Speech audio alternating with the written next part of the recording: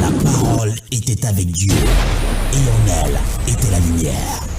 La lumière est arrivée sur les ondes. Lumière sur les ondes, votre programme d'information et de décryptage de l'actualité nationale et internationale à la lumière de la parole de Dieu. Musique, talk show, agenda et Bible Games. Lumière sur les ondes, une heure d'analyse des problèmes sociopolitiques, religieux, culturels et économiques par l'éclairage des Saintes Écritures. Tous les vendredis 18h30, 19h30, retrouvez Franck Stéphane Mauvois et Charlie Bacody sur les ondes de Radio Bonne Nouvelle 99.6 FM. Lumière sur les ondes, le Christ s'invite au débat radiophonique. To give you everything we are. Jésus, viens, nous avons besoin de toi. Alléluia. Jésus, viens, Jésus, viens. Nous t'accueillons, Jésus, viens au milieu de nous. Nous t'accueillons, Jésus, viens au milieu de nous. Saint-Esprit, viens. Oui, viens. Nous t'accueillons, Saint-Esprit, au milieu de nous. Nous t'accueillons.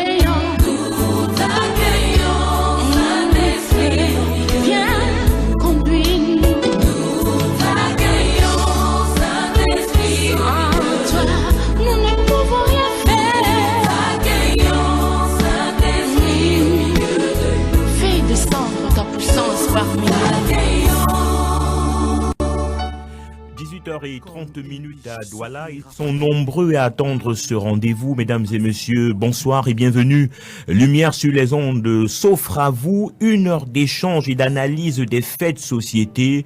Mesdames et messieurs, une fois de plus, soyez les bienvenus. Lumière sur les ondes, c'est l'émission qui débute à présent à travers le thème la destinée, volonté divine ou humaine. La destinée, volonté divine ou humaine. On rappelle que ce thème avait été abordé déjà la semaine dernière, donc c'est la partie 2. Nous avons commencé à éplucher et à argumenter sur ce thème et nous continuons à la demande forte des auditeurs qui n'avaient pas vu certaines réponses, certaines questions, avoir des réponses. Nous allons poursuivre donc ce soir et nous espérons par la grâce de Dieu apporter toutes les réponses et toute la compréhension sur ce sujet souvent taxé d'assez complexe. La destinée, volonté divine ou humaine, beaucoup de questions qui surgissent au moment où nous présentons cette émission. La destinée, l'homme est-il maître de sa destinée? Dieu a-t-il fait des hommes seulement des pions qu'il peut manipuler à sa guise? Ce sont des questions qui sont posées dans des communautés chrétiennes, dans des communautés religieuses. Et ce soir, nous voulons savoir, est-ce que la destinée émane de l'homme ou alors elle est simplement le plan de Dieu, l'incarnation du plan de Dieu? On va donc le savoir ce soir avec nos panélistes. Je vais dire bonsoir aux frères évangélistes Élie Bertrand Tchabda. Bonsoir et bienvenue. Bonsoir Franck Stéphane, bonsoir à tous les auditeurs de cette merveilleuse radio. Alors on parle de destinée ce soir. La semaine dernière vous étiez déjà là et ce soir nous allons poursuivre avec ce thème. Merci de nous faire l'amitié et l'honneur de votre présence. Le service m'est demandé. Voilà. À côté du frère Élie Bertrand Tchabda, on a le pasteur Saker qui est là, qui n'était pas là la semaine dernière parce qu'on péchait. Mais aujourd'hui, nous rendons grâce à Dieu, pasteur, de votre présence. Merci d'être là. Bonsoir et bienvenue. C'est toujours pour moi un honneur, un privilège d'être là. Bonsoir. Bonsoir à tous ceux qui sont scotchés actuellement. Bonsoir l'évangéliste Élie, bonsoir Stéphane, bonsoir Roméo et tous ceux qui sont avec nous ce soir. Nous croyons que nous allons passer des moments de qualité dans la parole de Dieu pour apporter de l'éclairage, la lumière dans les ombres obscures, afin de plus de compréhension. Alors, on va également dire bonsoir à tous les auditeurs qui nous écoutent à présent. Bonsoir à toute la communauté du groupe WhatsApp de l'émission Lumière sur les ondes. Tous ceux-là qui sont connectés et qui nous écoutent et qui vont participer à travers ce canal qu'est WhatsApp. Bonsoir à tous ceux qui nous écoutent en Afrique, parce que nous sommes écoutés en Afrique. Nous sommes écoutés au-delà des frontières même africaines. En Europe, partout dans le monde, on écoute Lumière sur les ondes. Et ça, c'est pour la gloire de Dieu. Mais avant d'entrer dans le sujet, on va prendre une musique de mise en condition. Il s'appelle Bernaka et il chante Romance.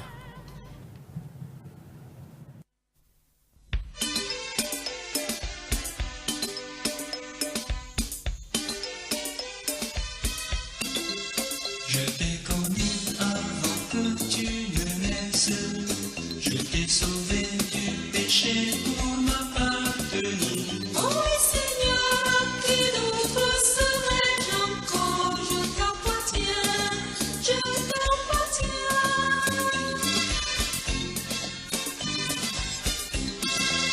Seigneur Jésus, mon sauveur, que je t'aime. Tu es si beau, tu es doux, tu es merveilleux. Quand de mes yeux pourrais-je enfin te contempler, te dire en face mon amour, mon adoré. Oh que je t'aime, oh que je t'aime. Je t'ai aimé avant ta repentance. Je t'ai choisi pour te faire mon serviteur. Voici Seigneur, te servirai plus tard dans notre palais au nord. J'aime tes œuvres. Seigneur Jésus, mon sauveur, je t'adore. Tu es si humble, si tendre, si noble de cœur. Quand de mes yeux pourrais-je enfin te contempler, te dire en face mon amour, mon adoré. Oh, je t'adore, oui, je t'adore. Je t'ai parlé pour le jour de la noce. Lève les yeux, tout est prêt, je viens t'enlever. Alléluia, tout de suite, Seigneur, descends à ma rencontre sur les nuées.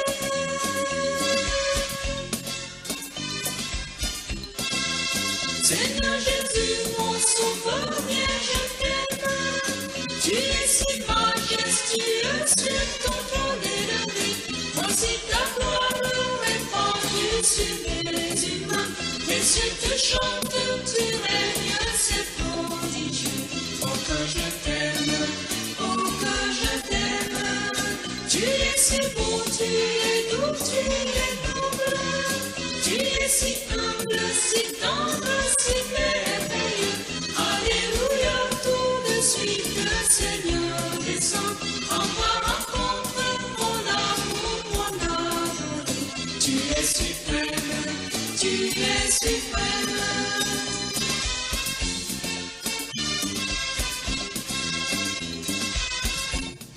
Retour dans ce studio, mesdames et messieurs, une fois de plus, bienvenue à cette émission. C'est Lumière sur les ondes, une émission qui est diffusée tous les vendredis à partir de 18h30 durant 1 heure, donc jusqu'à 19h30. Nous sommes là pour parler de ces thèmes que nous avons débuté la semaine dernière. La destinée, volonté divine ou humaine. Les panélistes sont déjà là. Pasteur Saker, rebonsoir et bienvenue. Merci une fois de plus. Elibert Tchabda, vous êtes à l'aise? Je pense qu'on peut, Très on à peut l'aise. commencer l'émission. Très à l'aise. Ok. Maintenant, le chat arrive dans ma gorge alors que tout à l'heure, je disais que je n'avais rien. Alors, la semaine dernière, Élie Bertrand Tchabda, on parlait de la définition de la destinée, comment comprendre la destinée. Oui. Et vous nous avez fait savoir que la destinée, c'est la détermination préétablie des événements de la vie humaine par une puissance divine. Souvent, J'espère que je suis fidèle- souvent personnifié. souvent personnifié. J'espère Oui. que je suis fidèle dans la retransmission de la définition que vous avez Ça, c'est la définition sur le plan littéral. sur le plan littéral, bien Littéral, sûr. Donc, absolument. je voudrais d'abord qu'on s'arrête là. Oui. Et je veux m'accorder avec le pasteur Saké, qui lui n'était pas là. Est-ce qu'on peut avoir une approche également sur le plan définitionnel de ce terme, pasteur Saké? Oui, comme il a dit sur le plan littéral, Oui. il n'y a rien à redire. Mais si nous pouvons ajouter maintenant dans la perspective de la Bible, qu'est-ce Oui, que la allons-y. Bible dit directement. Nous voyons que d'une manière claire, la destinée est un ensemble d'événements organisés, orchestrés, arrangés par Dieu dans le but de voir un homme accomplir. En d'autres mots, lorsque nous parlons de destinée, c'est un ensemble d'événements orchestrés, arrangés par Dieu qui a pour but de voir Dieu être glorifié, Oui. que l'homme doit accomplir. Mais maintenant, parfois il y a certains mots qu'on joue souvent entre destin et destinée. Nous devons comprendre qu'il y a la différence. Ok. La destinée est spirituelle, mais le destin est naturel. Ouais. Parce que l'homme peut organiser, orchestrer les plans dans le but de se voir lui-même être glorifié. Oui. Donc la question que nous devons nous poser, c'est que après avoir accompli quelque chose, après avoir réalisé quelque chose, ou bien peut-être après notre vie sur la terre, qui a été glorifié? Nous, l'homme, la famille, ou bien notre entreprise, ou est-ce que c'est Dieu qui a été glorifié? Donc nous voyons que la source de toute destinée, c'est Dieu. Mais l'homme peut lui-même avoir ses propres projets, comme Proverbe dit, que dans le cœur d'un homme, il y a beaucoup de projets. Mais seul le dessein de Dieu s'accomplit. Je crois qu'avec le temps, nous allons voir ces deux mots-là, dessein et dessein pluriel singulier. Donc nous devons comprendre que Dieu orchestre, il organise les événements, il établit les choses en avance pour que l'on puisse accomplir dans le but. Il faut noter que Dieu soit glorifié au travers de cet homme. Donc, oui, allez-y, poursuivez. Donc, nous pouvons donc voir dans beaucoup de passages dans la Bible, dans Jérémie au chapitre 1, verset 5. Bon, peut-être oui, allez-y, Jérémie chapitre 5, oui. Oui, Jérémie chapitre 1, verset 5, Psaume 139, verset 16, Galates 1, verset 15. Lorsque nous lisons ces trois passages, nous voyons clairement que dans le cœur de Dieu, il a un plan spécifique que chaque individu puisse accomplir. David dit, mes jours ont été destinés avant que je fusse créé, ont été écrites.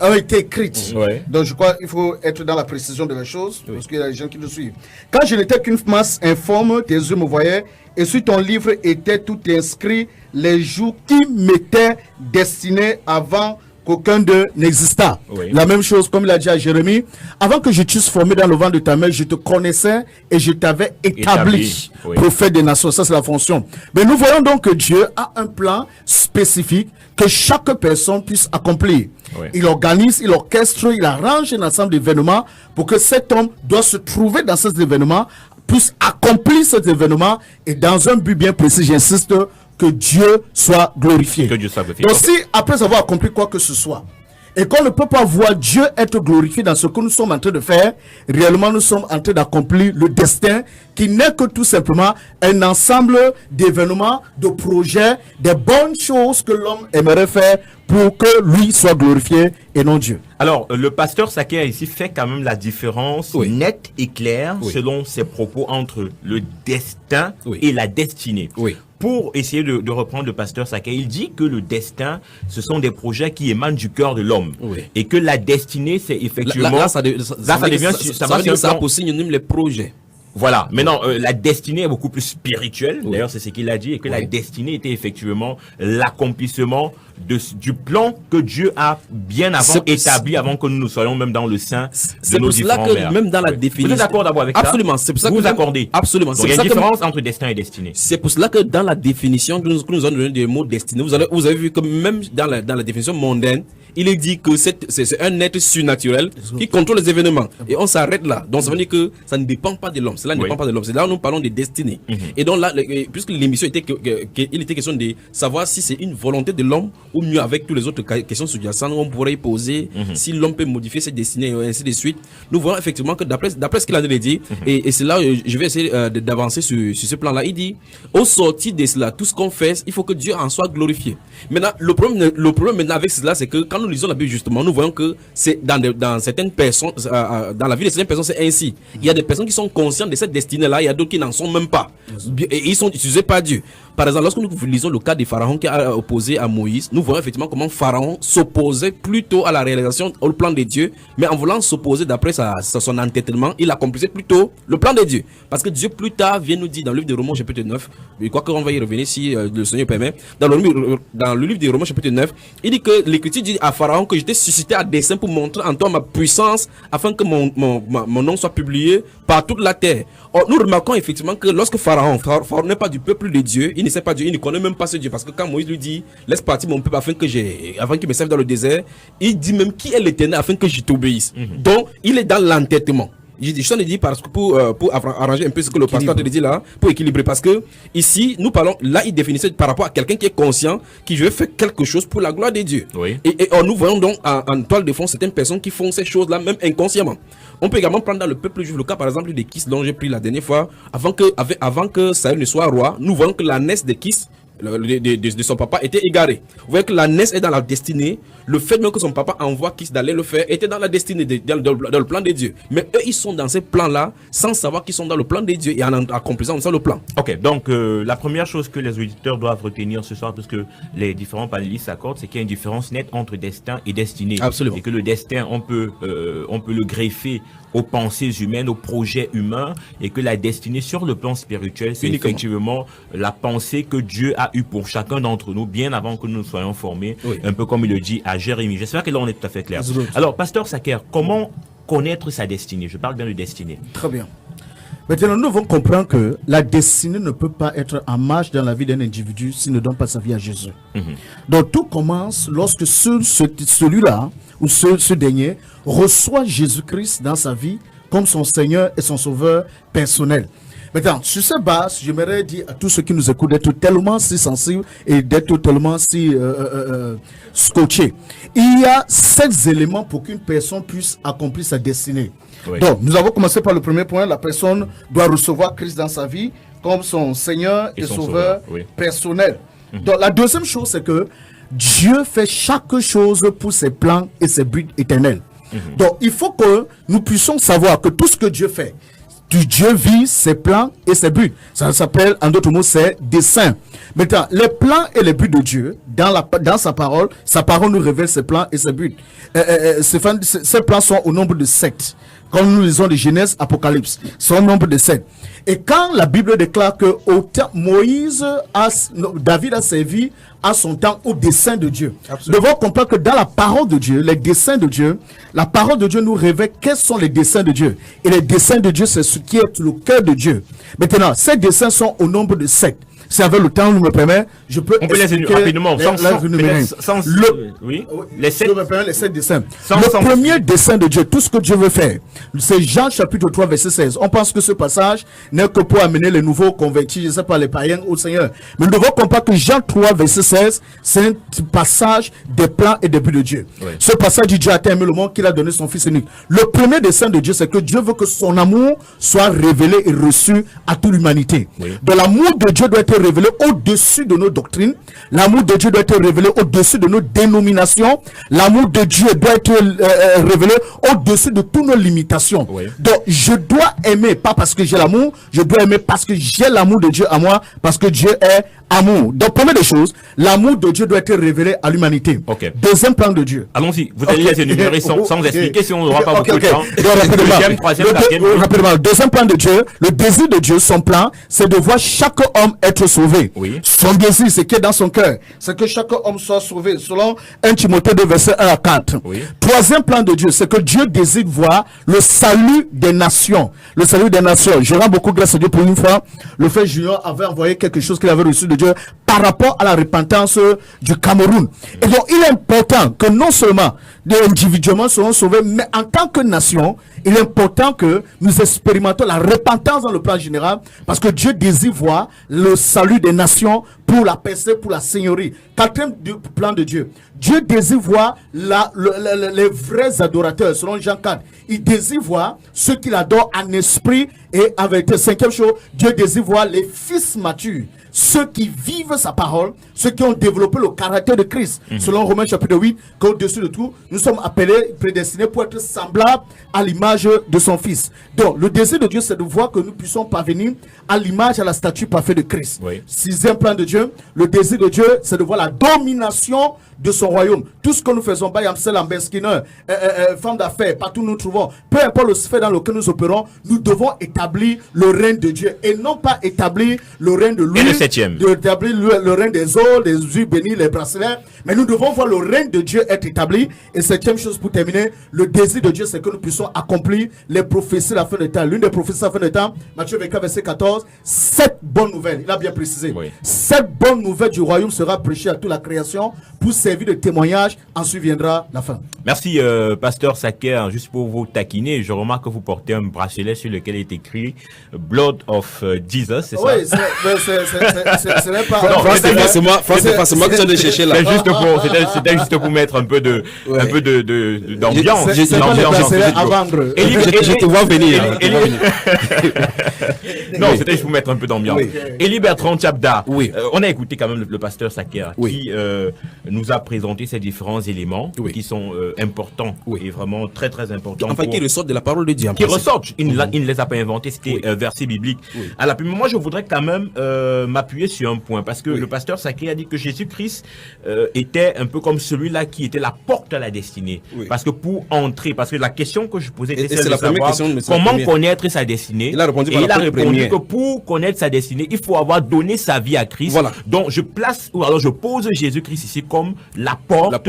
Qui nous fait connaître notre destinée. Voilà. Alors, la question que moi je m'en vais vous poser, Oui. c'est celle de savoir, Jésus-Christ qui est venu sur Oui. le monde, je l'ai posé il y a la semaine dernière, Oui. afin que tout le monde soit sauvé. C'est ça. En Parce que principe. le troisième En principe, principe, son troisième principe, c'est le salut des nations. Oui, et ça veut dire que pour le Dieu, salut il faudrait- des hommes d'abord, puis le salut des nations. voilà, il voudrait que tout le monde soit sauvé. Soit sauvé, oui. D'accord. Oui. Alors, si tout le monde doit être sauvé, ça veut dire que Dieu a prévu, dans la destinée de tout le monde, Oui. que tous nous serons sauvés. Si, Oui. si je comprends bien. Voilà. Alors maintenant, je crois que la question est bien posée et comme il a développé là, si franchement, si on a du temps vraiment dans cette émission, si ça permettrait effectivement qu'on puisse expliquer beaucoup de choses. Parce que les points qu'il a pris là sont des choses qu'on devait prendre et détailler. Donc, je vais prendre le premier point, plus le troisième point dont vous avez fait mention maintenant pour dire certaines choses avant de revenir sur par rapport aux nations et les destins des autres destins. Le pasteur Sacré dit qu'il faut qu'en premier lieu que cette personne, pour connaître sa destinée, comme vous avez posé la question, connaître sa destinée, il faut que la première chose, la condition sine qua non, enfin, l'une des premières conditions, en clair, c'est d'accepter de donner sa vie à Jésus-Christ. Vous êtes d'accord avec ça? Non, c'est ça, c'est pour ça qu'il va essayer de nuancer pour dire, pour essayer de ressortir quelque chose. Puisqu'il y a des gens dans la Bible, puisque en commençant dans ses propos lumineux ici, il a pris le psaume 139, verset 14 à 16, où David dit clairement que tous les jours qui lui étaient destinés étaient écrits dans son livre avant qu'aucun d'eux n'existât. Oui. Et nous voyons effectivement que l'apôtre Paul également dans Éphésiens, Philippiens chapitre 4 parle de Clément et autres, dont le nom sont écrits. C'est vrai que pour le cas de Clément, ils sont effectivement enfants du Seigneur sur la nouvelle alliance. Mais je voulais dire que, est-ce que quelqu'un, avant la venue du Seigneur Jésus-Christ, ne pouvait-il pas connaître sa destinée? Ça, c'est une autre paire de manches. Ça veut dire que, il faudrait, est-ce que Jésus-Christ les gens n'acceptaient pas Jésus-Christ avant qu'il ne vienne? Donc, il y avait Dieu avait donné son alliance avec les Juifs et il accordait des grâces de temps en temps chez le païen. Donc là, nous ne voyons pas quelqu'un qui avait le cas d'Abraham, que Dieu appelle selon son destin, et Dieu dit que lui seul il a appelé et il a choisi et il taille les gens à partir d'Abraham. Abraham n'a pas donné sa vie à Jésus-Christ pour le faire. Il voulait seulement dire que, en fait, Jésus-Christ, dans le plan de Dieu, est l'envoyé pour la réconciliation de la faute qui a été commise dans la Genèse, fondamentalement. Donc tout tourne, la Bible déclare par la réconciliation dans les cieux et sur la terre, tourne autour de lui. Mais pour qu'on la destinée proprement dite, un être humain ne pourra pas connaître dans les détails sa destinée. Vous pouvez avoir des bibles, les clichés, comme le cas de Joseph, comme le fils Joseph en Égypte. Dieu lui donnait des clichés de sa vie. Le cliché de sa vie, il lui montre 11 gerbes qui se prosternent devant son propre gerbe. Devant son propre gerbe. Et là, son père lui donne l'interprétation. Tu veux dire que tes frères et ta maman viendront se prosterner. Là, Dieu lui donne des flashs, des clichés comme ça de sa vie. Plus tard, il va voir ces choses s'accomplir en Égypte lorsqu'il va être vendu par ses frères. Oui. Or, Dieu ne donne pas tout la photo.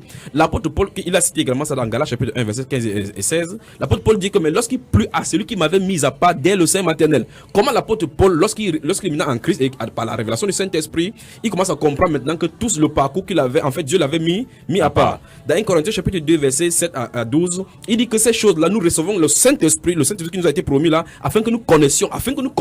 Parce que l'Esprit sonde tout, même la pensée de Dieu. Et c'est quand le Saint-Esprit sonde tout, même la pensée de Dieu, il nous révèle, il nous donne les choses que Dieu nous a données par sa grâce depuis l'éternité. Et donc là, ça veut dire que ce n'est pas nécessairement que quelqu'un soit en Christ pour connaître les destinées. Parce qu'en fait, Dieu n'a pas destiné tout le monde dans sa destinée pour être en Christ. Bon, est-ce qu'il y a pas un problème au niveau, je vais peut-être mettre un stop à votre argumentaire pour vous relancer. Est-ce qu'il n'y a pas un problème au niveau des temps? Parce qu'aujourd'hui, nous parlons, nous sommes sous la grâce. Est-ce qu'on s'adresse quand même à des personnes qui sont sous la grâce? Vous nous mettez.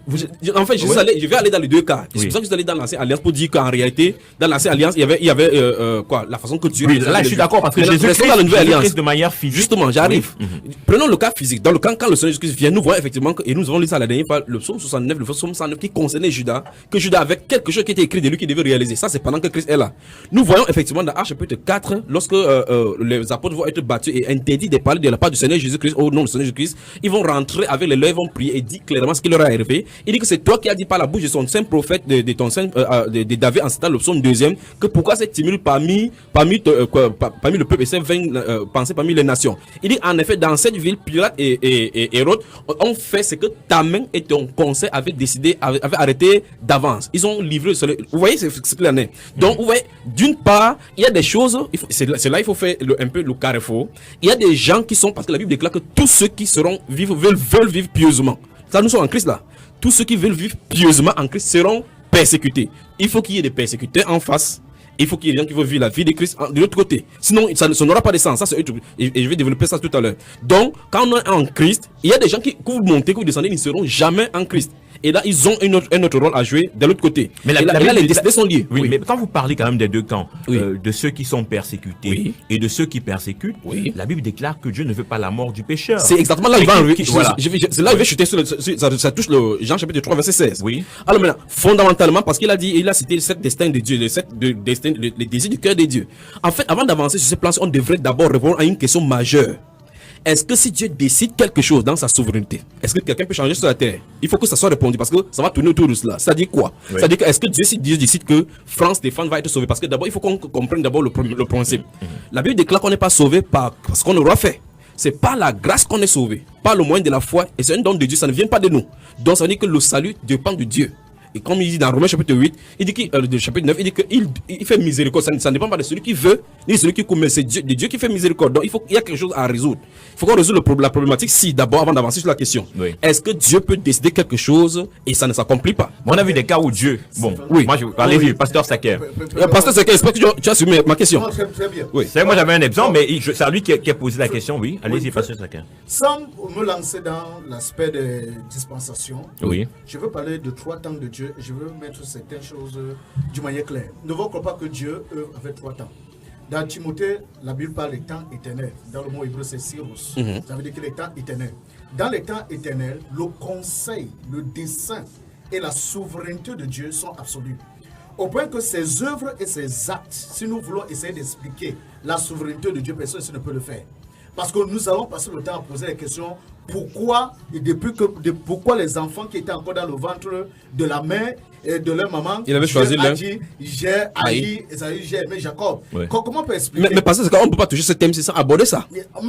Ce qui est sûr. Donc nous voyons le temps Syros, qui veut dire le temps éternel où Dieu œuvre. Maintenant, avant que ton père et ta mère ne se rencontrent, donc on n'est même pas dans l'affaire d'accepter Jésus. Dieu avait déjà un plan pour ta vie. Voilà. Dieu avait déjà dans son cœur conçu quelque chose pour toi. Pour chaque individu, avant qu'il ne vienne sur la terre. Avant qu'il ne vienne sur la terre. Maintenant, Dieu ne se limite pas juste dans sa souveraineté. C'est pourquoi la Bible déclare que lorsque les temps furent accomplis, Dieu envoya son fils, né de la Vierge, né sous la loi. Donc, nous voyons dans le mot temps accompli, le temps kéros. Ça veut dire que le moment opportun. Ça veut dire que nous voyons qu'il y a un moment de maturité, le temps marqué, de plénitude marqué, que lorsque Dieu fait chaque chose. Donc, quand nous voyons cela, non, avant Kéros, il y a le temps Chronos. C'est-à-dire que la période déterminée dont Dieu fait. Après, il y a le moment opportun de Dieu, le temps favorable, le temps donné de Dieu. Donc, lorsque le moment est venu.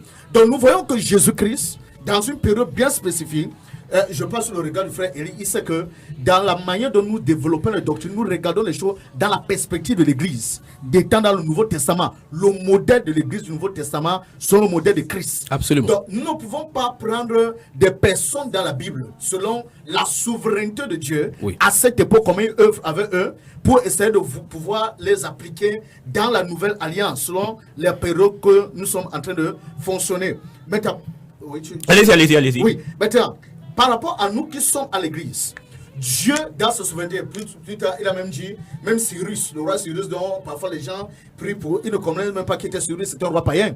Donc nous voyons comment Dieu peut réveiller le cœur même des rois païens pour construire sa maison, pour accomplir ses destinées. Ça, c'est sa souveraineté. Mais Dieu ne jauge pas les actes de Dieu dans sa souveraineté. Il a donné un modèle, un exemple, Jésus-Christ. À partir de son exemple, nous pouvons voir, Jean 10, je suis venu afin que mes brebis aient la vie et la vie en abondance. Le volant ne veut que pour gorger, pour détruire, ainsi de suite. Donc, notre sécurité pour nous, c'est que nous devons comprendre que Jésus-Christ, en lui se trouve l'accomplissement de toutes les promesses de Dieu. En lui se trouve le oui et le amen. C'est pourquoi nous disons dans ce cadre que dans l'Ancien Testament, des gens pouvaient être utilisés par Dieu dans sa souveraineté. Mais pour nous, dans le Nouveau Testament, voici le modèle. Jésus-Christ est la vie. Jésus-Christ est l'accomplissement de toutes les promesses. Alors, on va rappeler aux auditeurs qui peuvent participer à l'émission 243 07 56 32, 243 07 56 32, ou alors au 699 07, au 699 49 37 0, 699 49 37 90, 699 49 37 90, essentiellement, vous appelez essentiellement au 699 49 37 90 par appel ou par SMS, vous pouvez participer à l'émission. Et oui, je voulais relancer le pasteur Saké parce que la semaine dernière, il n'était pas là, on a développé beaucoup de choses. Oui. Je voulais relancer par rapport à un verset biblique, là, c'était dans Jean 10, puisqu'il a dit qu'on centralise, on se focalise sur l'église, et c'est ce qu'on doit faire. Il a cité Jean 10, il dit que je suis venu afin que mes brebis aient la vie et elles soient dans l'abondance. Mais quand Jésus-Christ dit, et je vais le relancer pour qu'il puisse développer cela, quand le Seigneur Jésus-Christ dit qu'il est venu pour sauver, il n'a pas dit les brebis, mais ses brebis. Qu'est-ce qu'il veut dire par ses brebis, alors, pasteur Saké? Oui, merci beaucoup, frère. Avant que Jésus-Christ ne meure, il a dit aux disciples que je vous ai envoyé, pas vers les païens, mais vers les brebis perdues de la maison d'Israël. Oui. Nous voyons qu'il y avait une circonception, son œuvre était circoncis, bien spécifique vers les brebis perdues de la maison d'Israël. Oui. Et c'est pourquoi nous pouvons voir comment il pouvait dire aux disciples, donc c'était des instructions par rapport à l'œuvre de l'évangélisation. Et dit qu'il parle beaucoup de choses. Maintenant, lorsque Jésus-Christ est mort, il est ressuscité. Nous voyons dans Matthieu 28, il dit maintenant, tout pouvoir m'a été donné dans les cieux et sur la terre. Maintenant, allez et faites de tous les ethnos, toutes les nations, d'où le peuple, partout, d'où le tribu, tout, a fait de toutes les nations quoi, mais disciples. Donc nous voyons que c'est pas seulement juste la maison, les 12 tribus, oui. Les 12 tribus. Nous voyons maintenant que nous voyons l'évangile. Il y a un élargissement, chaque groupe de peuple, les langues, les enfants, les jeunes et tout cela, sans forcément quitter notre nation. Donc, juste dans ce cadre que tu es en train de parler, frère Julien, donc nous voyons donc cet aspect bien pratique de la chose. Oui. Donc, Jésus, nous voyons le premier aspect de sa mission, nous voyons vers les brebis perdues à la maison d'Israël. Oui, les brebis, j'arrive. C'est intéressant pour qu'on continue sur France Télévision, parce que nous sommes allumés sur les ondes. On a passé le temps, il faut qu'on touche vraiment le thème. En fait, nous sommes dans le thème, ce n'est pas hors du sujet, parce qu'en réalité, ça a à voir avec la destinée par rapport au plan de Dieu. Là, nous sommes en train de parler dans Matthieu chapitre 15. Oui. Parce que nous devons comprendre que si nous pouvons discerner l'œuvre de Dieu à partir d'Israël et l'Église, nous pouvons tracer comment, nous pouvons avoir une traçabilité comment Dieu est en train d'œuvrer dans ces temps et dans ces saisons. Oui. Donc nous voyons dans la mission de Jésus vers Israël. Oui, ça c'est dans Matthieu chapitre 15. Ça dans Matthieu chapitre 15. La question qu'il pose, c'est dans Jean chapitre 10, où il a dit à deux reprises, il dit, je suis venu pour le bon berger donne sa vie pour ses brebis. Oui. Et cette parole-là ne concerne pas seulement Israël. Oui. Ça concerne nous également qui sommes de ces brebis aujourd'hui. Exactement. Et puis il dit, j'ai encore d'autres brebis qui ne sont pas des 7 bergeries. Et quand il parle de 7, c'est le présent. Il dit, celles-là, ces brebis donc qui ne sont pas de ces bergeries, il faut qu'il les amène. N'est-ce pas de nous jusqu'à ce qu'il revienne. Donc, c'est les questions. La question donc que je suis en train de poser, qui a traversé cette destinée, si c'est pourquoi il les appelle ces brebis. Il dit qu'il a encore d'autres qui les connaissent. Il précise même qu'il les connaît et ces brebis entendront sa voix. Pourquoi il le dit? Pourtant, il est venu sauver tout le monde. Je crois de ma part que lorsque nous voyons dans Jean chapitre 17, nous voyons dans Jean chapitre 17, nous voyons comment Jésus-Christ, il prie pour les disciples, il prie pour que le Père les garde. Il dit, je ne prie pas seulement pour ceux-ci, je prie même pour ceux qui croiront au travers de leur parole. Donc je crois aussi que quand il parle d'autres, il parle aussi de ceux-là qui vont se joindre à ces brebis, parce que jusqu'à maintenant, c'est pas tout Israël qui a déjà cru. Absolument. Il y a ceux qui sont encore apostates. D'autres vont se convertir. Et je me souviens toi que l'apôtre Paul dit que le moment viendra, lorsque le Messie va apparaître, Israël se convertira. Il dit que voici ce mystère. Donc nous voyons qu'il y a d'autres qui restent encore dans l'apostasie, qui vont se convertir, ajouter à d'autres païens qui vont se convertir. Mais que Christ connaît d'entrée. Il connaissait en avance tout cela. Ça c'est clair. Le problème se pose donc au niveau du troisième point dont vous avez dit ici. Par rapport au troisième point, c'est pour ça que vous voulez parler de Jean chapitre 3 verset 16. Que le cœur de Dieu, parce que nous parlons de la destinée, la volonté de l'homme ou la volonté de Dieu. Alors l'autre point était que le désir du cœur de Dieu, et c'est pour ça qu'il dit tout à l'heure, il faut qu'on se pose certaines questions. Que le désir du cœur, Dieu a tant aimé le monde qu'il a donné son fils afin que quiconque croit en lui ait la vie éternelle. Et il a signifié également 1 Timothée chapitre 2 verset 4 et 5. saints, que la volonté de Dieu c'est que tous les hommes soient sauvés et parviennent à la connaissance de la vérité. Or, quand nous lisons la Bible justement, nous voyons manifestement que si le Saint-Esprit ne trouve pas l'esprit, l'intelligence pour que tu comprennes, tu ne peux pas comprendre. 2, il faut que le Seigneur Jésus-Christ te révèle qui est le Père, qui il est. Sinon, s'il ne fait pas ça, on dit que d'une façon ou d'une autre, l'être humain est exactement comme on a vu de la dernière fois dans le film de Dieu. Parce que le salut ne vient pas de lui. Il ne fait pas des œuvres pour être sauvé. C'est pas le don, et le don n'est pas de son côté. La foi n'est pas de son côté. La grâce n'est pas de son côté. C'est Dieu qui opère toutes choses. Alors, ça me permet de vous relancer. Est-ce que l'homme est libre? Absolument. Et la dernière fois, nous avons vu que là, il faut définir la liberté comme. Oui, bien sûr. Est-ce que l'homme est libre? Sur le plan, si on dit libre comme on entend sur le plan humain, ce n'est pas comme ça là. Parce que l'homme n'est pas exactement comme ceci. Dieu a créé l'homme de telle Est-ce que l'homme peut décider d'aller, de monter, de ne pas croire en Dieu, de croire en Dieu? C'est ça le vrai problème. Vous ne pouvez pas. La Bible déclare dans ce livre de Jérémie chapitre 21 que qui oserait de lui-même s'approcher de Dieu? C'est Dieu qui le fait. Et Jésus a dit, nul ne peut venir au Père si cela ne lui a été donné. Il faut que ça lui soit donné afin qu'il puisse venir au Père. Il dit dans Jean chapitre 6 verset 45 que ainsi donc quiconque a reçu le Père a écouté le Père et a reçu son enseignement vient à moi. Donc ce sont des grands enseignements qu'il faut vraiment étayer pour les chrétiens. Oui. Peut-être le frère est en train de développer quelque chose que des personnes doivent être éveillées. Une certaine maturité. Oui, une certaine maturité. C'est pas qu'il se contredit. Frère Élie touche certaines choses dans la souveraineté de Dieu et dans sa sagesse. Oui. Mais ce que je suis en train d'ajouter comme équilibre, c'est que dans le plan de Dieu, connaît ceux qui seront sauvés, ceux qui ne seront pas sauvés. Ah bon? Ça, c'est absolument. Il le sait. Ça veut dire qu'il y a des personnes qui ne seront pas sauvées. C'est clair, c'est la Bible enseigne. Ça veut dire qu'il y a des personnes qui ne seront pas sauvées. Absolument. La Bible déclare que Jésus-Christ mettait l'agneau immolé avant la la fondation du fondation. monde. Oui. Donc nous voyons cela. Mais maintenant, ce qui arrive, c'est que tu ne dois pas t'asseoir pour dire, ok, comme Dieu. Parce que tu n'es pas là pour essayer de justifier la souveraineté. Non, ça on a balayé ça la semaine dernière justement. C'est ça que je veux te montrer. Nous avons un rôle à jouer à notre niveau. Oui. C'est pourquoi nous allons parler un peu de la volonté, de notre volonté. Notre part. Mais pourquoi convoquer? Et justement, c'est ça là le problème. Pourquoi convoquer notre part alors que Dieu a déjà la sentence à main? C'est ça des grands développements. Maintenant, il va falloir que si Dieu a déjà dit que le frère Franck Stéphane sera X, pourquoi je dois penser qu'en travaillant davantage dans Y, je peux le devenir? Le problème, c'est que Dieu a dit cela et c'est le rouleau se chauffe chez lui. Tu ne connais pas, c'est ça le vrai problème. Est-ce que tu connais? Quand Jésus dit que les choses qui sont cachées, ceux qui sont révélés nous appartiennent. Il dit le royaume des cieux est semblable à un filet qu'on jette dans la mer. Et il a dit à la première que je te ferai pécher d'homme. Le vrai problème, c'est ceci. Quand on prêche l'évangile par le Saint-Esprit, quand on prêche l'évangile, c'est le Saint-Esprit qui connaît ceux à qui il les destine.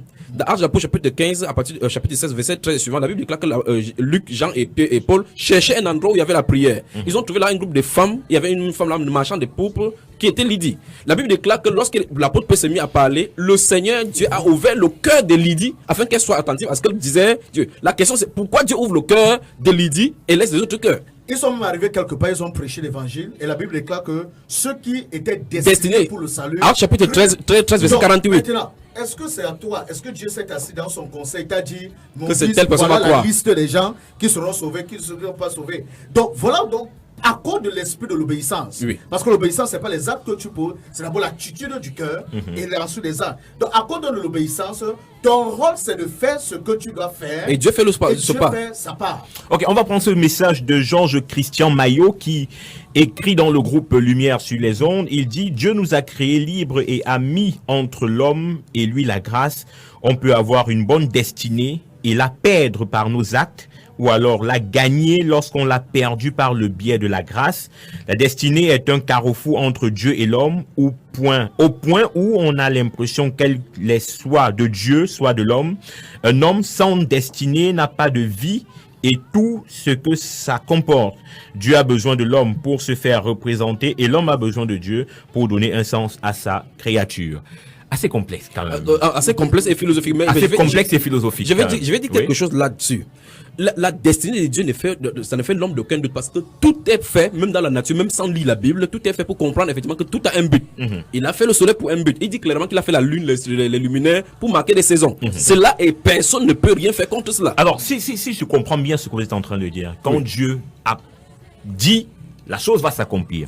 Mais j'ai un cas biblique quand même qui me taraude, c'est le cas de Ésaïe et Ézéchias. Voilà. Il y en a plein dans la Bible. Ésaïe qui vient annoncer une nouvelle à Ézéchias de la part du Seigneur. Le Seigneur m'a dit que tu vas mourir.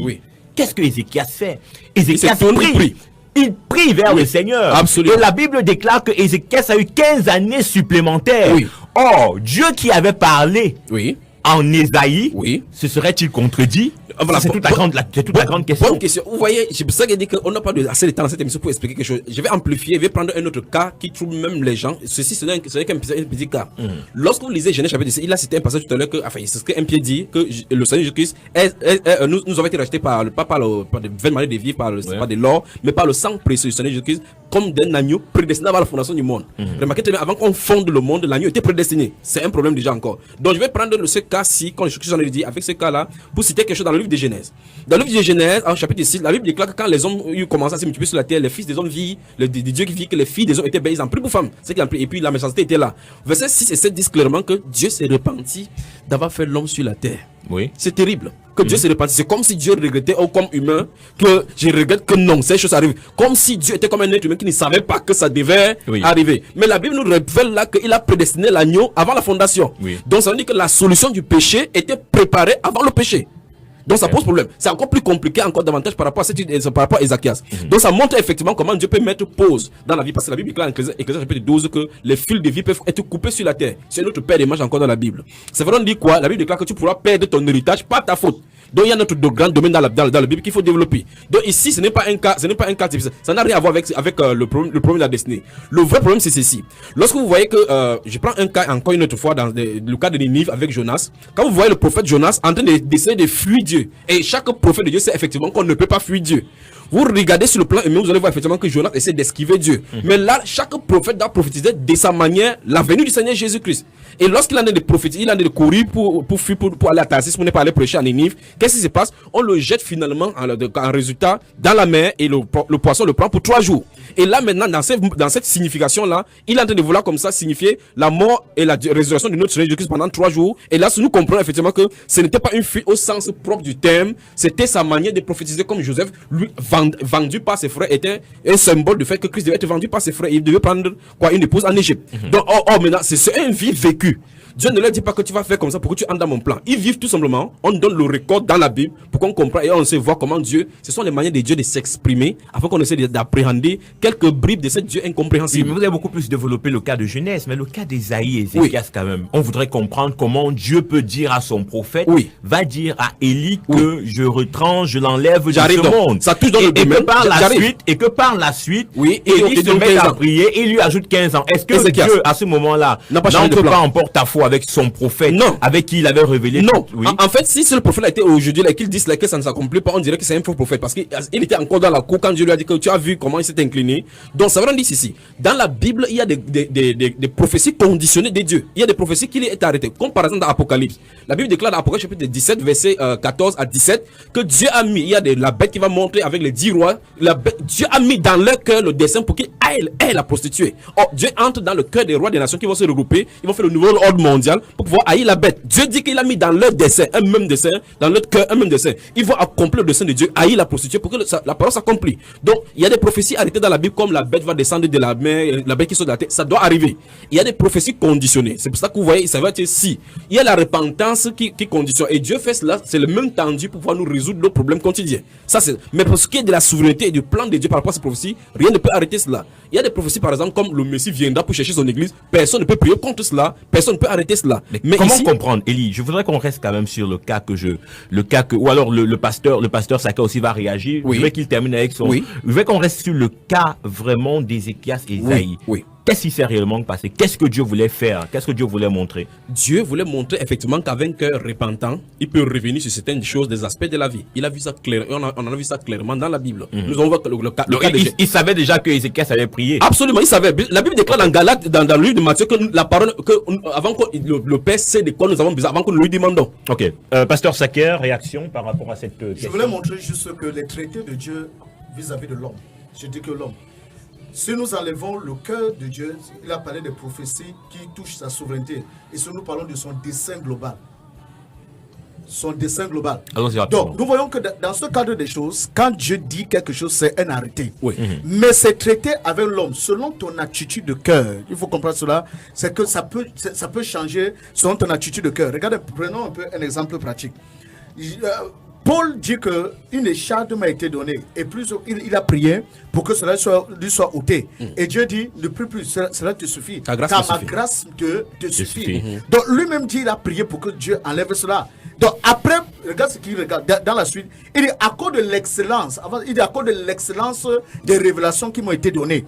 Une écharpe. Donc nous voyons comment Dieu, dans ce cadre des choses, nous voyons comment se traiter avec l'homme change en fonction de ce que il veut faire ou soit par rapport au cœur de la personne. Donc lui-même il savait, Paul, c'est pourquoi plus loin nous voyons, il dit, je connais un homme qui est allé au 3e ciel. Il a entendu des choses. Quand il parlait d'un homme, il s'agissait de lui. Absolument. Il s'agissait de lui. Donc nous voyons donc comment l'humilité, Dieu a permis certaines choses, a maintenu Paul dans l'humilité de la chose. Donc nous voyons donc deux aspects des choses. Nous voyons les décrets de Dieu dans sa souveraineté et nous voyons ces décrets, ces traités avec l'homme. Donc, il a dit quelque chose vis-à-vis de moi, mon attitude, ma repentance et le fait de revenir sur le chemin peut changer les choses. Autre SMS qui nous est envoyé par WhatsApp au 699 49 37 90, 699 49 37 90. Vous pouvez aussi participer en appelant ou en écrivant des SMS ou sur WhatsApp. Nous sommes open. Bonsoir à vous en studio. Je reviens pour passer un message. Je suis d'accord avec vous qu'il y a une différence entre le destin et la destinée. Cependant, je voudrais savoir si ce que tous les hommes traversent, c'est l'accomplissement de la destinée que Dieu leur a assigné. Prenons le cas, par exemple, d'Adam et Ève dans la Bible. Dieu n'aurait pas voulu que l'homme souffre, mais par la désobéissance, Dieu a donc donné le choix à l'homme. Je reviens, ma gloire de mon Dieu. Voilà. Pasteur Saker, la question, savoir, il est d'accord. Est-ce que tout ce qui nous arrive, est-ce que tout ce qui nous arrive, voilà, est-ce que c'est la destinée que Dieu nous a assigné? C'est contenu dans le plan de Dieu en clair. Tout ce que les hommes traversent, de bon ou de mauvais, est-ce que c'est... Oui. Si ma gloire nous suit depuis le début, c'est exactement dans ce côté que nous sommes en train de parler. L'apôtre Pierre dit que si nous souffrons, ou bien que nous sommes persécutés. Il dit que c'est la volonté de Dieu que pour vous, c'est même sa volonté de souffrir pour le bien. Exactement, pour le bien. Oui. Donc, nous ne souffrons pas parce que nous avons été malhonnêtes, nous avons été maltraités, ainsi de suite. Donc, nous voyons qu'il y a certaines choses qui nous arrivent à cause de notre désobéissance personnelle, à cause de notre manque d'intégrité, le fait de respecter la parole de Dieu. Maintenant, il y a d'autres choses aussi qui nous arrivent, qui sont tout simplement, ce que je peux dire, parmi ces événements dont nous sommes en train de parler, où la Bible déclare pendant que Jésus dit, vous aurez avec comme les bénédictions des persécutions, lorsqu'il dit, celui qui aura quitté son père, sa mère et tout ça, recevra au centuple, avec des persécutions. Maintenant, ces persécutions, c'est lorsque tu te trouves en train de faire la volonté de Dieu, lorsque tu es en train d'accomplir ce que Dieu te demande d'accomplir. Maintenant, ces persécutions, et ces souffrances, l'apôtre Paul dit ça d'une manière claire par rapport à cela. Donc, ces souffrances, et il faut comprendre quelque chose pendant que je suis en train d'avancer, c'est que chaque fois que tu es persécuté, parce que tu es en train de faire la volonté de Dieu, ta foi est renforcée. Ta communion avec Dieu est renforcée. Mais lorsque tu es, je ne sais pas ce que tu appelles persécution, ou bien lorsque tu souffres, parce que tu es en dehors de la volonté de Dieu, parce que tu ne mets pas la parole de Dieu en pratique, l'une des choses que tu vas constater dans ta vie, c'est qu'il y aura de l'amertume. Ça va amener ta communion avec Dieu va refroidir. Donc, par rapport à ce que le frère a dit, il est important d'éclairer ces deux choses. Aussi longtemps que tu es dans la volonté parfaite de Dieu, tu dois te rassurer que les persécutions, ces persécutions ont pour but, c'est comme des tremplins, c'est pour toi des épreuves pour ta promotion. Mais lorsque tu es en dehors de la parole de Dieu, ces persécutions qui t'arrivent, c'est pour te ramener dans le chemin. Maintenant, pour envoyer, c'est aussi longtemps que tu reviens sur les rails, que tu te répands, Romains chapitre 8, la Bible déclare toutes choses concourent pour le bien de ceux qui aiment Dieu et qui sont appelés selon son dessein. Donc lorsque tu reviens dans la volonté de Dieu, même ces choses négatives vont concourir à ton bien. Comment? Parce que ça va te donner de l'expérience et de la sagesse pour t'ajuster. Alors, c'est la formation. Alors, je veux poser une autre question. On évolue bien dans le débat. Je crois que les auditeurs qui nous suivent à travers les questions qu'ils posent, on comprend que on est vraiment sur la bonne voie au niveau de cette émission avec pour thème la destinée, volonté divine ou humaine. Les deux panélistes s'accordent à dire que la destinée, c'est la volonté divine. Oui. C'est-à-dire que Dieu a tout préparé en avance. Oui. Et aujourd'hui, nous ne sommes que des personnes qui sommes en train de mettre en œuvre le plan de Dieu, selon son bien dessein dans sa toute sagesse, dans sa toute connaissance, dans sa souveraineté.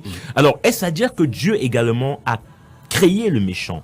Bon, là, Dieu a suscité le méchant. Oui. Est-ce que Dieu a choisi des personnes qui iront en enfer? Puisque lui-même, il a préparé que l'enfer sera là. Est-ce qu'il a choisi ces personnes?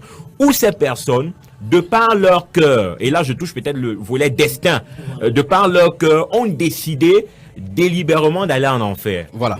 Ouais, je crois que c'est plein là à 10 minutes là, ça ne se ferait pas pour déterminer. Regardons très attentivement. Oui. La Bible déclare dans Lamentation chapitre 3 verset 36 suivant, il dit que la Bible déclare qu'arrive-t-il quelque chose, un malheur dans une vie sans que l'Éternel n'en soit l'auteur? Pas que c'est lui qui fait le mal, il ne fait pas le mal. Mais le problème c'est qu'il faut qu'on d'abord on essaie d'aller un peu avec notre cerveau, si on peut appréhender qu'il y a un être qui s'est opposé à lui.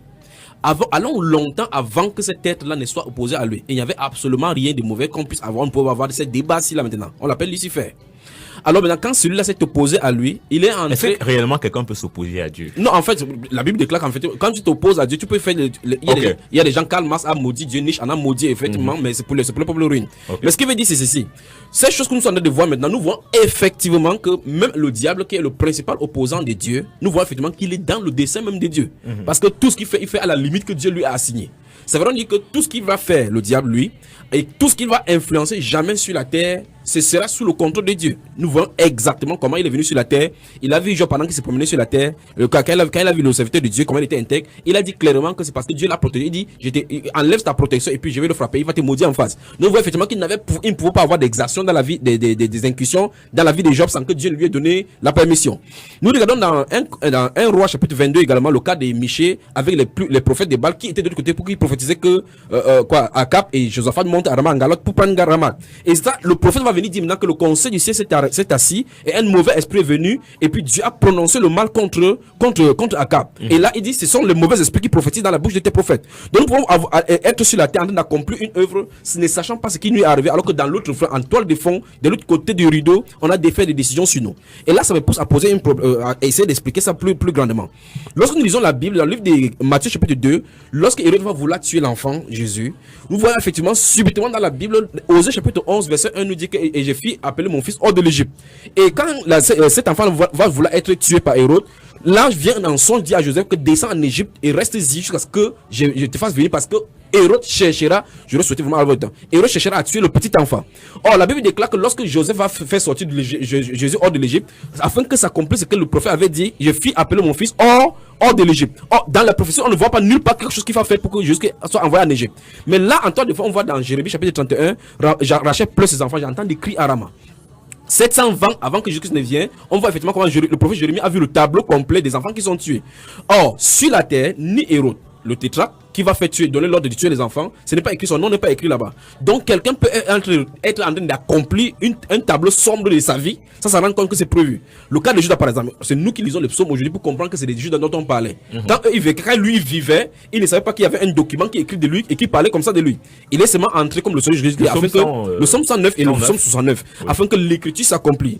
Donc en clair, si nous sommes sur la terre, nous sommes envoyés par des mots, la Bible déclare qu'il n'y a rien qui puisse arriver sans la volonté de Dieu. Ça veut dire que sans sa volonté, ça peut surprendre son Ça veut plan. dire que Dieu a créé le méchant. Non, et l'a destiné. Il a créé celui qui est devenu le méchant. Il a créé celui qui est devenu le méchant. Donc, que dire des hommes qui vont aller en enfer? C'est Dieu qui a choisi, puisque Dieu a créé le monde bien avant sa fondation. Il a parlé tout à l'heure là des noms qui sont écrits dans le livre des vies avant la fondation du monde. Oui. Dieu dans sa préscience connaissait que toi tu serais sauvé. Oui. Et il t'a sauvé, il t'a élu donc en avance. Oui. C'est ce que la Bible dit dans sa préscience. Et celui qui ne sera pas sauvé, pasteur Saker, c'est parce que Dieu ne l'a pas élu, ou alors c'est parce que je sais pas, par l'influence de Lucifer, il décide d'aller en enfer. La Bible déclare que beaucoup sont appelés, peu sont élus. Nous devons comprendre que l'appel vient de Dieu, l'élection vient de nous. Le mot élection veut dire la qualification. Tu dois être qualifié par rapport à ce que Dieu t'appelle à faire. Cela implique, comme nous étions en train de dire, notre rôle à jouer dans cela. Maintenant, celui dont tu parles qu'il ira en enfer parce qu'il n'a pas... Il n'a pas donné quoi? Peut-être sous l'influence de Lucifer. Est-ce que c'est Dieu qui avait prévu qu'il aille en enfer? Sous l'influence. Oui. C'est que sur le cœur de l'amour, le cœur d'amour du Père est révélé par la manière dont nous voyons comment il accomplit, il fait ces choses au travers de la personne de Jésus-Christ. Nous voyons que chaque personne était exposée à l'évangile. Même cet individu, là où il se trouve là, il aura toujours une opportunité. Une personne va venir lui partager la parole de Dieu. Maintenant, à lui d'accepter, à lui de refuser. Il a parlé l'aspect de Judas Iscariote. Dans l'Ancien Testament, ce n'était pas, on n'a pas écrit que Judas Iscariote devait le faire. Mais la prophétie était déjà claire. Il devait être livré, quelqu'un d'autre devait prendre sa charge. Maintenant, mais quelqu'un, est-ce que quelqu'un, à la personne à qui c'est destiné, parce que quand je lui écris sans mettre le nom, il connaît la personne, n'est-ce pas, frère? Forcément. Est-ce que le problème, c'est que est-ce que cette personne peut se soustraire des fesses là? Dans la souveraineté, la sagesse de Dieu, nous savons que Dieu connaît la personne. Voilà. Mais la personne ne se connaît pas que c'est lui. Mais par rapport à nous, nous-mêmes les hommes, oui, nous ne connaissons pas le nom de Judas Iscariote. Voilà. Donc c'est pourquoi l'apôtre Paul, lorsqu'il a fini d'écrire au sujet du mystère... Alors, permettez-moi de prendre cet appel, pasteur Saké. Allô, bonsoir. Allô? Allô, bonsoir. Bonsoir, comment je vous appelle? Je m'appelle Pierre. J'appelle depuis Suzanne. Oui, le frère, on vous écoute. Allez-y, vous pouvez participer. Oui, je dis bonsoir à tout le monde. Et bonsoir. Je suis d'accord avec le pasteur parce que Dieu a tant aimé, il dit dans Jean chapitre 3 du verset 16, il dit Dieu a tant aimé le monde à ce qu'il a envoyé son Fils unique afin que quiconque croit en lui ait la vie éternelle et soit sauvé. Donc le salut est proposé à tout le monde. Chacun est libre de refuser, comme il venait de dire. Si on te prêche l'évangile et que tu rejettes l'évangile, la parole de Dieu, tu iras en enfer. Dieu nous a créés, c'est pour le bonheur et non pour le malheur. Merci frère. Donc c'est que j'étais juste en train de révéler là, concernant le frère Pierre, qui nous appelle de Suza. Nous saluons la population de Suza là-bas qui nous écoute. Et les environs. Je vais continuer avant de donner la parole à l'évangéliste Célie. Voici ce que je vais dire. Dans sa souveraineté et dans sa sagesse suprême, le Seigneur connaît tout chose dans son conseil. Notre rôle à jouer, c'est de révéler le cœur d'amour du Père, selon le modèle que Jésus-Christ nous a montré. Quel est ce modèle? Notre rôle, c'est de prêcher l'évangile à tout être humain et d'amener des personnes à comprendre que le désir de Dieu, c'est de sauver tout homme. Pour que personne ne puisse dire, au travers de lumière sur les ondes, Dieu a appris que Dieu connaissait déjà. Donc si je suis mais parce que ça n'essaie pas de vous dédouaner en disant que c'est ce que la Bible enseigne, même si quelqu'un entend ça, c'est la vérité quand même. Non, nous devons révéler au cœur du Père. Oui, voilà. Nous voulons révéler. Donc la prostituée ne doit pas dire, ok, ça va, pour moi, j'avais dit, c'est prostituée, ça va. Non, ma soeur, voici le cœur d'amour du Père. Il veut te sauver. Il a envoyé Jésus-Christ. Il est mort pour tes péchés. Il a été ressuscité. Ouvre ton cœur et reçois Jésus. Comment il va ouvrir? Parce que c'est Dieu qui doit ouvrir le cœur. Parce que j'arrive là maintenant. Oui. Il reste 3 minutes. Mais c'est ça qu'il dit que dans cette émission, nous avons vraiment des problèmes. Regardez encore une fois de plus, je vais encore dire quelque chose. Dieu a connu des gens d'avance et il a écrit les noms d'avance dans le livre des vies. Oui. Et par conséquent, vous voyez effectivement quand on fait que les gens confessent, après on dit que répète ici après moi, Seigneur, écris mon nom aujourd'hui dans le livre des vies. Il y a même une musique qui chante, écris mon nom, Seigneur, écris mon nom, des bêtises comme ça. Vous voyez effectivement que alors que le nom est écrit avant que les gens le problème c'est que ces gens-là, on joue même ça à coup sûr ici à Radio Bonne Nouvelle et dans les radio chrétiennes. On ne devait pas accepter des choses parce que c'est le mensonge. Si le chef des chaînes nous écoute ici, il faut que des choses ne soient pas distillées ici. Bon, c'est pas ça le but de notre émission. Mais de toute façon, nous allons corriger toutes choses. Maintenant, ce que je vais dire, c'est ceci. Il faut que nous arrivions à un autre niveau. Dans le livre, je vais prendre deux passages là rapidement. Dans le livre de Romains chapitre 1, sous les yeux, le verset 4 et le verset 5 particulièrement, l'apôtre Paul révèle que la grâce lui a été donnée par de cet apôtre-là, par le Seigneur Jésus-Christ, par Dieu le Père, pour ramener à l'obéissance à la foi tous les païens. C'est ce qui est écrit dans Romains chapitre 1, verset 5. Il dit qu'ils ont reçu la grâce de l'apôtre-là pour ramener par le nom de Jésus-Christ à l'obéissance à la foi tous les païens. C'est écrit là-bas littéralement tous les païens. Tout à l'heure, il a cité Actes chapitre 13, verset 48, lorsqu'ils ont exposé la vie, l'évangile aux Juifs. Il dit, puisque vous jugez vous-même indigne de la vie éternelle, voici nous nous adressons vers les païens, car ainsi nous a ordonné le Seigneur. Je suis établi pour être la lumière du peuple. On dit, les païens en entendant ces choses-là se réjouissaient et tous ceux, pas tous les païens, tous ceux qui étaient destinés à la vie éternelle crurent. Dans Actes chapitre 2, verset 40, il a dit que la promesse est pour vous et pour tous ceux qui sont en aussi grand nombre que le Seigneur notre Dieu les appellera. Donc nous voyons effectivement que l'appel doit être fait par Dieu et Dieu connaît ceux qui doivent venir. Maintenant dans Romains chapitre 11, verset 25, pour terminer, il dit voici, je vous dis un mystère, c'est que toute une partie d'Israël est tombée dans l'endurcissement jusqu'à ce que la totalité des païens soit entrée afin que tout Israël soit sauvé. Or, il dit la totalité des païens. Or, en dehors d'Israël, le reste des nations sont des païens.